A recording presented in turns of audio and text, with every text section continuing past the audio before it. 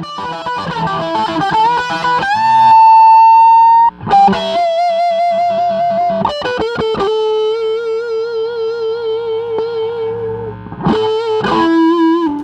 everybody, I'm Ted Drozdowski, Senior Editor of Premier Guitar, and I have the privilege of being here today with Devin Allman. Devin has brought his band, the Devin Allman Project, to the Exit Inn in Nashville, and he's going to show us some great guitars. But first, how are you, man? I'm good, man. It's so good to see you in person.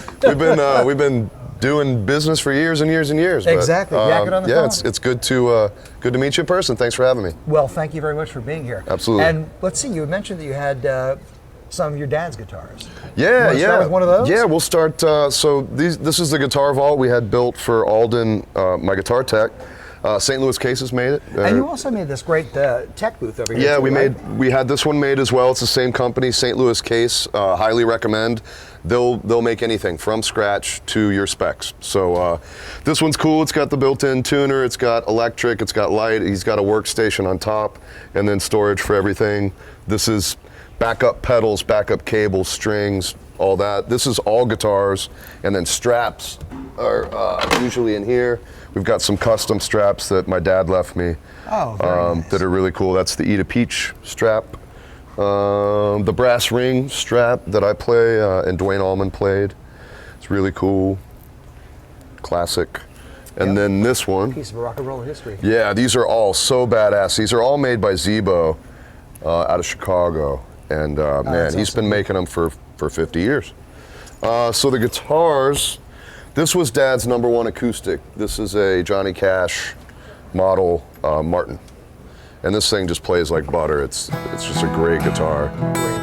So if you saw my dad play Melissa or Midnight Rider in the last 10 years, it was on that guitar. It was this guitar. Yep, and that guitar in particular, do you know what year it's from? Or? You know, I don't. I know that it's about 10 years old. He had always wanted one, and he had, eventually got one and just never put it down.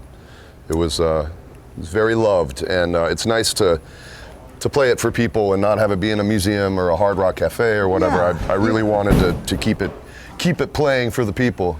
We have an intruder here. And we heard it during sound check. It sounds great.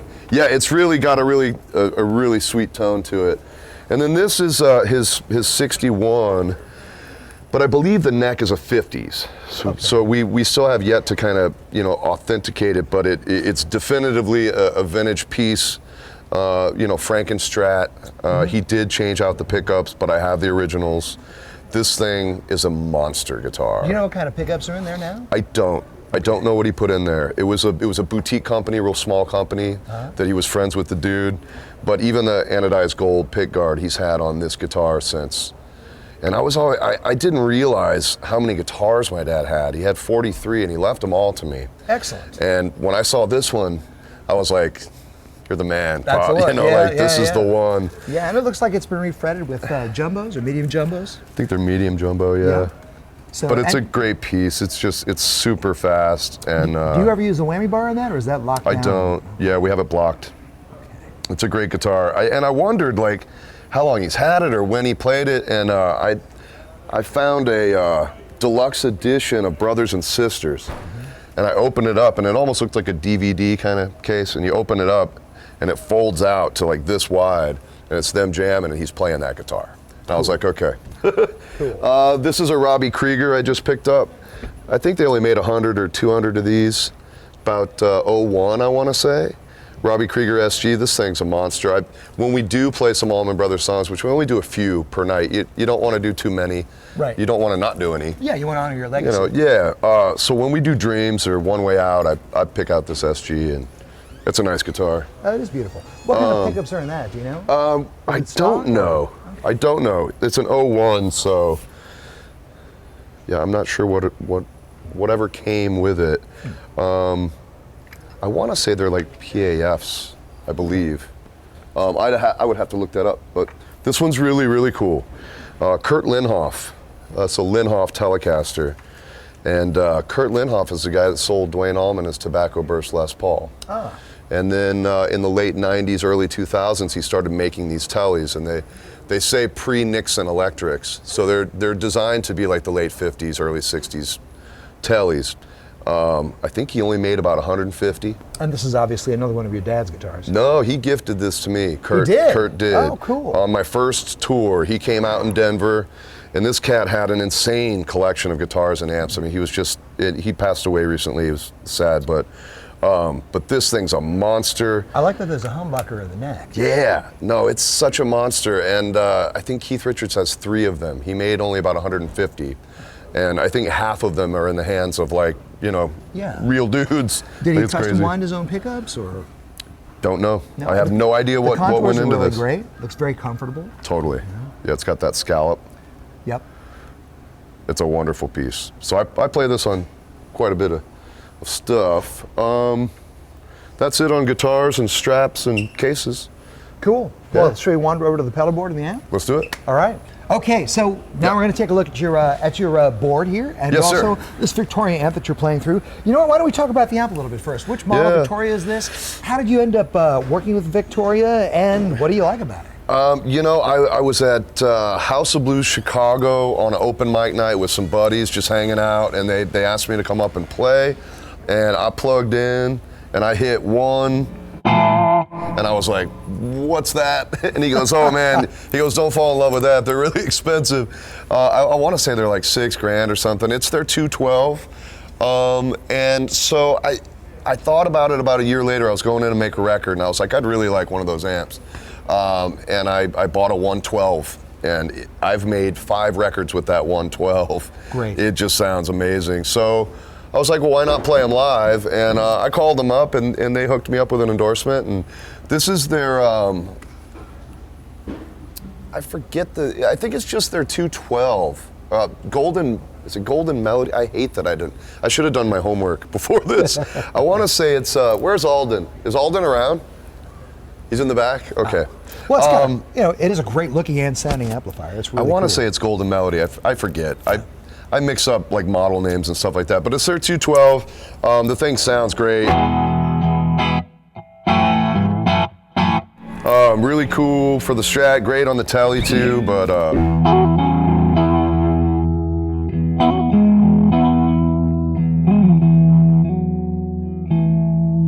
Do you know what kind of speakers are in there?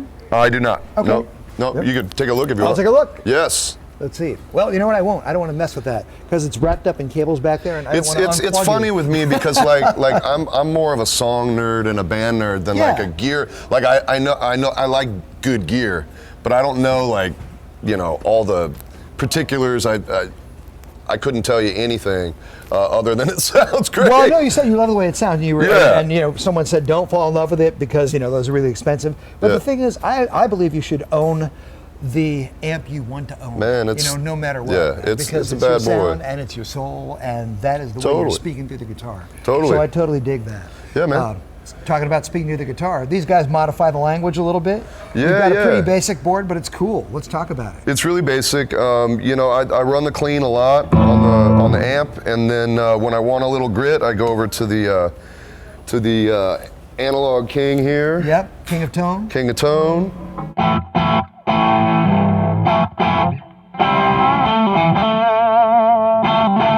And then if I want a little more for like a lead, I can hit that. And then I'm running this delay as well. That's a vintage one, but it's been kind of redone yeah, by. It's the DM2W. It's the Wazacraft version of the vintage. Exactly. Yeah, and those are just really great, reliable pedals. It's cool. It just gives me a little tail if I want a little sauce.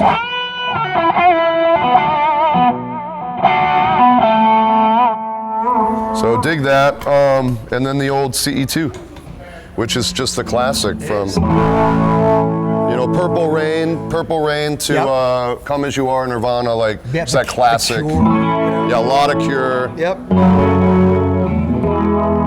So use that a little bit for a little sauce, and then we got the LR bags for the acoustic, which has been great. It just sounds really, really natural. Sounds real feathery, real sweet. Yep, and then here, ubiquitous, always reliable, pedal power 2 plus, the Voodoo Lab. Yep. Cool. Yep. And the TU3, I think, right? A little extra light down there on the chromatic tuner. Yep. Cool, man. Yep. And I'll burn through about one of those a year. Now, if there was, I've got a graveyard of them. I got if there probably was one 20 of other them. pedal you were going to put on that board, do you have any idea what it would be? It would be a wah. Wah. But I've tried to get away from it. You know, wah can tend to be kind of a crutch, you know. I started out as a rhythm player, so I've only been playing lead about 10 years. You know, and I'm 46, so I started lead really late in life.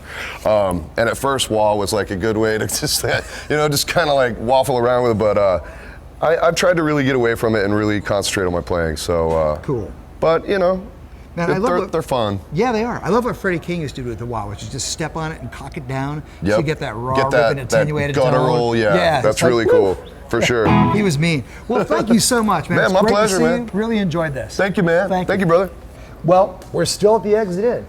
We haven't gone anywhere since the last time we talked to Devin, but I'm with Duane Betts now, and we're going to be talking about the guitars that he's brought on this tour, which is bringing both of them together. And again, we catch the band at a really interesting time because these guys have been friends for decades, I think, at this point, right? Yeah, we've known each other for quite a while, yeah. Yeah. I think that's fair to say. And they're at the point of forming a new band that's going to have a record out in March or April of next year. April or, yeah, around there. Cool. In the spring. Cool, Yeah. and that'll be the Allman Betts band. Yeah, we just finished that. Devin probably mentioned we recorded that in Muscle Shoals. Awesome. Which Yeah, in studio were you at? Alabama. Sound, Muscle Shoals Sound. Cool. Muscle Shoals Sound. Yeah. Cool, cool, So- cool. Great place. Yeah. This is an awesome looking guitar. It's a cool looking gold top. Yeah. Tell us about it. I mean, this is the guitar that I play most of the time. This is my dad's signature model, but this is the actual prototype, the first one. Nice. And there were several of them, and I wound up with this one. He played this one for a while, and something happened to mine. I won't get into that, but anyway, so I ended up with this one. Okay, so this was yeah. built at the Gibson Custom Shop here in Nashville. I reckon. And it's got this very cool patina, which I guess is the patina that is actually on your dad's guitar. That beautiful kind of cracking and worn finish look, really hip. Yeah, I mean, it's a really nice guitar. It sounds great. I mean, it has a real woody kind of sound, and Yep. for a new Les Paul, I mean, it's about the best one that. I mean, a lot of people play it and they're like, "That's a damn good sounding Les Yeah. Paul," you know. So. Do you know if So those it's are got a 50s? bigger neck. I mean, it's after a 57, Yep. I would imagine. Well, I was so. going to ask, are those like the 57 reissue humbuckers or? You know what? I'm not sure exactly what they are, but it's basically what they put in it. He didn't change it. I haven't changed it. It sounds good. I mean, they're definitely not hot pickups. Yeah. You know. So yeah, I would say they're mimicking whatever it was back then. Well, we heard you guys during Yeah. sound check, and it certainly is a classic sounding gold top, especially Yeah. through this Fender Super over there. Yeah, but we'll get to that in a bit. Yeah. Why don't we take a look at another one of these guitars? Sure. Yeah. You've got three with you for this tour? I had just these two, and then I wanted this. It's a funny story. I was down at the house, and I really wanted to get some of the family, you know, some of my father's guitars that, you know, are kind of family guitars. I think it's safe to say, you know, Yeah, we share yeah. them. On the record that we just did, I thought, well, all these great guitars, these great sounding acoustics. I mean, there's some old 40s Martins and stuff, and I was like, man, I really want to get some of this on the record. And I didn't know what he was going to say because of traveling with them and having to send them, and he basically said, you can take anything here you can take except that one. And it was Right. it was not the one, not the old one. It was actually just the guitar, a newer guitar that he designed. That some people may have seen it. It looks like an SG, but the toggle switch is up here, like a Les Paul, and the volumes are. It's not an SG, but it looks Yeah. like an SG. It's thicker.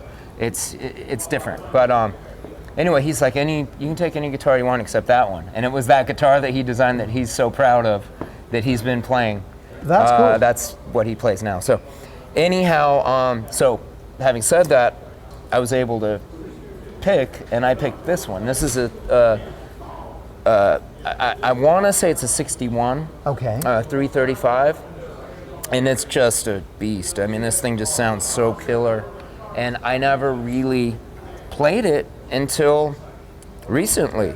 And I want to play it more, and I play it every night. on a few songs, and it's awesome. Yeah. You know, it's just such a different sound than. It looks stock, and I'm assuming that it is. Well, this is. I mean, he changed this, of course. If Oh, you yes, he notice did. that. Yeah, that's not He did a stock. little, so you can get one of these guys going. Yeah, right? yeah. So Yep. he always is very, and frankly, I am too. I like that volume knob to be. I like to use the volume knob a lot too, but not only use it, but I like to have it within reach of that pinky, you know what I mean? Sometimes it's just habit, but I like to, I like to do some volume swells, do some volume pedal swells steel. they're just great. Yeah. And I did hear you actually doing some of that during sound check as well. Yeah. I think Probably it not was on very, the Strat. probably not very well, but I was doing it. It sounded good. I Yeah. glanced up for a second. I'm Yeah, like, yeah, is there a yeah, steel yeah. up there? No, there's not. Yeah. It was you with the Strat. And Yeah. speaking of the Strat, why don't you grab that and tell us about it? Absolutely, yeah. That looks like it has a lot of road miles on it. Yeah, this is, I want to say, I've had people say it, for a while, they were telling me it was a 57 or 58, but then I was with Norm in LA, Norm's Rare Guitars, and they dated it as a mid-50s because of the wood or whatever. I can't look at a guitar and just say, oh, that's definitely that year, or that's definitely not that year. I'm learning, but they were like, no, that's mid-50s. So, and it's a hardtail. Cool. So yeah, this guitar is just killer. And it's this also is, one of the family guitars, essentially? yeah. This is the only Strat that he played. He had, and I mean, I have other guitars that aren't, that I didn't acquire through that Yeah, of course. avenue. Yeah. I've bought guitars and I've had different people give me, and they're good guitars, but if I have these guitars, I mean, these are my favorites, so I'm going to use them, Yeah. So that's kind of the deal with that. But Well, it's also cool, though, because you guys are playing music that kind of draws on the legacy of both of your families. Sure, And yeah. you're playing instruments that do on this tour as well. yeah, why not? It's a hit Somebody's thing. got to use them. Yeah, it's like living history. Yeah, so, but he had a double, he had a stacked pickup. He had, I don't know what pickup it was, but he had, up in the neck position, he had a stacked humbucker or whatever you call it. And I wanted to take it back to, I want it to sound like a Fender. So, Okay. And he actually was saying, you know what, you should maybe, I had it set up this way because I was going for a certain sound, but you might want to go back and put, single coil pickups in it. And I was like, well, I already did. So, I do. And do you know what kind of pickups those are? they were designed by a good friend of Johnny Statula, who, they're just custom pickups. It's not even a company. He just made the pickups. I don't even know the guy's name. Cool. But they sound good, and they were recommended through a very, Johnny's not here tonight, but he's in Allman Betts' band. He's our other guitar player. He plays a lot of slide. Mm-hmm. So he has to miss a couple shows because he's in Paris with his girlfriend, and we gave him a pass. He got a pass. But anyway, his friend, Eiffel Tower pass. he recommended somebody, and they're great. It sounds great. Cool. So- And it looks like there are different pieces in the tailpiece, too. Different. Yeah, that's new, Yeah. and this is obviously, I think he Yeah, it's bought a cool this guitar. in the early '90s or something. He got it, and then he played this guitar around '97, I want to say, and that's the only time he's really played a Strat, like as his guitar, since I don't know. I mean, Yeah. there's pictures of him with a Strat in the very early days, like the '69 or so, but. Anyway, so Yeah, I saw. interesting. Yeah, I saw your dad a bunch of times on stage, and never with the Strat. It was Yeah, always it a was Les Paul around of some kind. '97. He was on that for a minute, then he was on this for a minute, and he was on a Paul Reed Smith earlier in like '94. He was on a Paul Reed Smith McCarty for a minute. Yep. And he was jumping around a little bit in the '90s. But, It's cool. But yeah, Break it up. but I've had this guitar for a while. I used it on tour with Dawes when I did the other one, and I still use it, and it's awesome. Cool. Well, you've got that Les Paul plugged in. Shall we pull that back out again and just look at the pedal board and listen to the samp a little bit? You can tell Sure. us about the samp? Yeah. The pedal, you have a very basic pedal board. Yeah, I do. Even more so than Devin's. You've got a tuner, a TU3. You've got the Analog Man King of Tone, like he does, Yeah. and an MXR carbon copy. Yeah, I mean, for this, I really want a pure sound. I don't want a bunch of stuff in the way. I mean, if I was playing in a different, a different kind of band, and if I was playing in a Pink Floyd tribute band, I'd have all kinds of stuff. But and I've done that.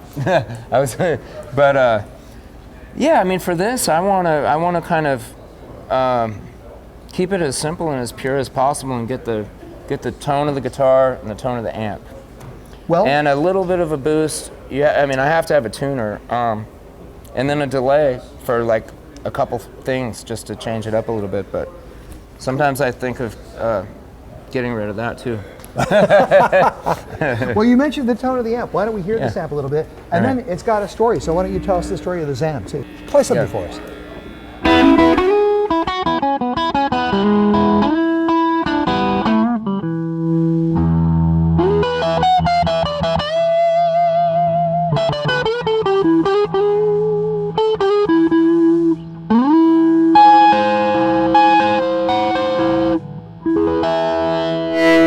I mean, I have it down. It's not...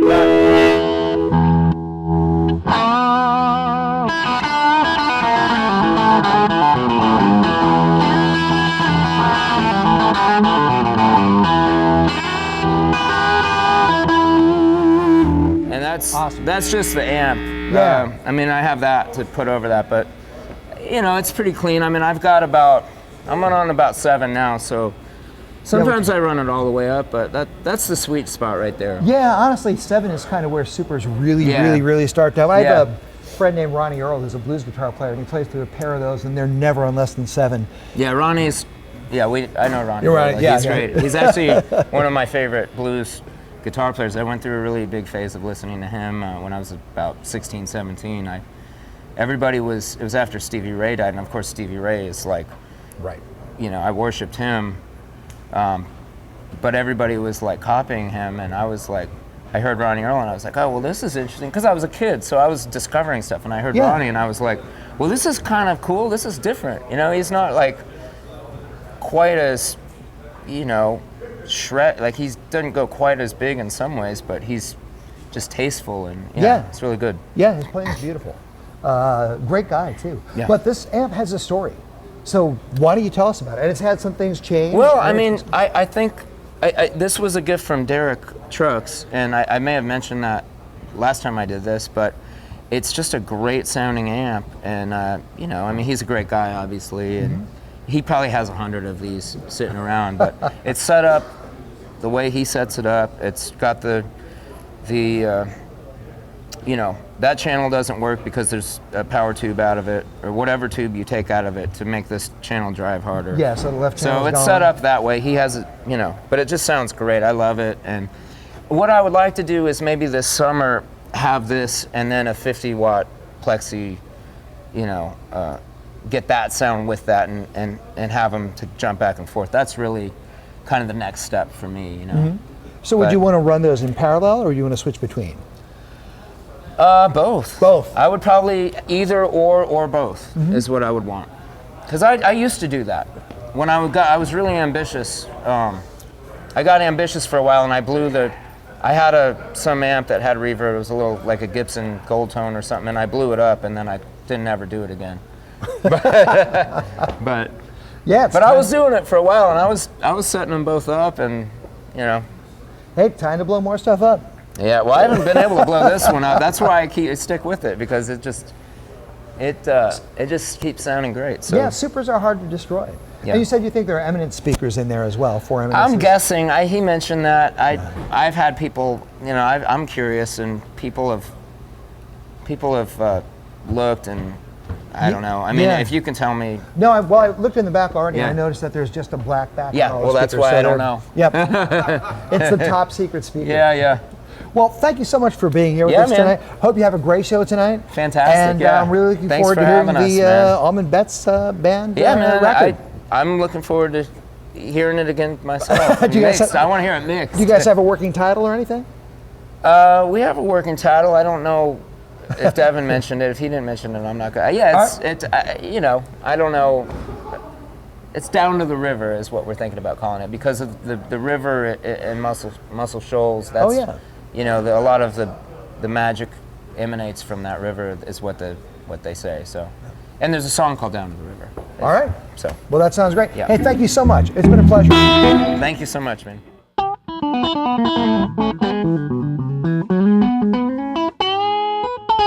Hey everybody, thanks for watching the latest Rig Rundown. Guess what? Every week we upload a brand new Rig Rundown to premierguitar.com a full week before it's available here on YouTube. So to get your gear fix as soon as humanly possible, go to premierguitar.com/Rig Rundown. And while you're there, be sure to sign up to get an email notification so you're the first to know as soon as each week's new Rig Rundown is available. Cheers, see you soon.